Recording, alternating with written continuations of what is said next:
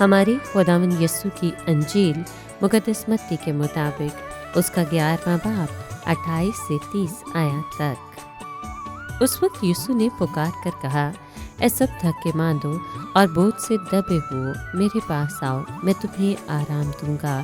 मेरा जुआ उठा लो और मुझसे सीखो, क्योंकि मैं हलीम और दिल का फरोतर हूँ, तो तुम अपनी जानों के लिए आराम पाओगे, क्योंकि मेरा जुआ नरम और मेरा बोझ हल्का है। पाकलाम के पढ़े और सुने जाने पर खुदावंद की बरकत हो, खुदा का शुक्र हो। अजीज दोस्तों, हम वाकई एक ऐसी दुनिया में रहते हैं जो वक्त की कमी का शिकार है। लगभग सब कुछ जो हम करते हैं वो जल्दी में करते हैं। हम नाकाबिले यकीन दबाव में जिंदगी गुजार रहे हैं और एक काम से दूसरे काम की तरफ भाग रहे होते हैं। ये दौड़ इस हद तक बढ़ चुकी है कि हम जिंदगी की बहुत अहम चीज़ों को नज़रअंदाज कर देते हैं, जैसे कि ख़ानदान, सेहत, खुदा और रूहानी ज़िंदगी की तरक्की। सच तो ये है कि खुदा से जुदा होकर हम जिंदगी को संभाल नहीं सकते। हम उसके बगैर दबाव, उलझन और तनाव सह नहीं सकते। अगर हम खुदा के कलाम का मुतालिया नहीं करेंगे और दुआ के लिए वक्त नहीं निकालेंगे तो हमारी ज़िंदगियाँ मुतासिर होंगी। हम माली तौर पर दबाव का शिकार होंगे और हमारे ताल्लुकात आगे नहीं बढ़ पाएंगे।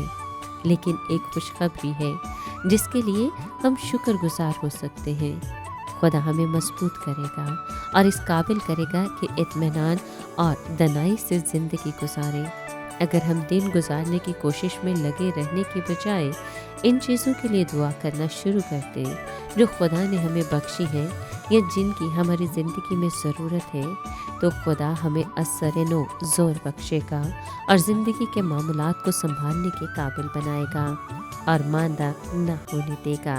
आइए दुआ करें कि बाप, मैं बेहद शुक्रगुजार हूँ कि ज़िंदगी के इस गहमा गहमी के बीच में तू मुझे सुकून और आराम बख्शता है। मेरी मदद कर कि मैं आज तुझ पर भरोसा करूं और अपने अमल को तरतीब देने के लिए दनाई इस्तेमाल करूं।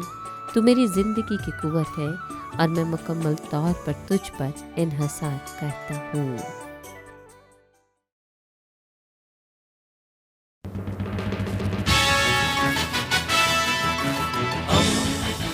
दोस्ती का पैगंबर, रेडियो वेरितास एशिया।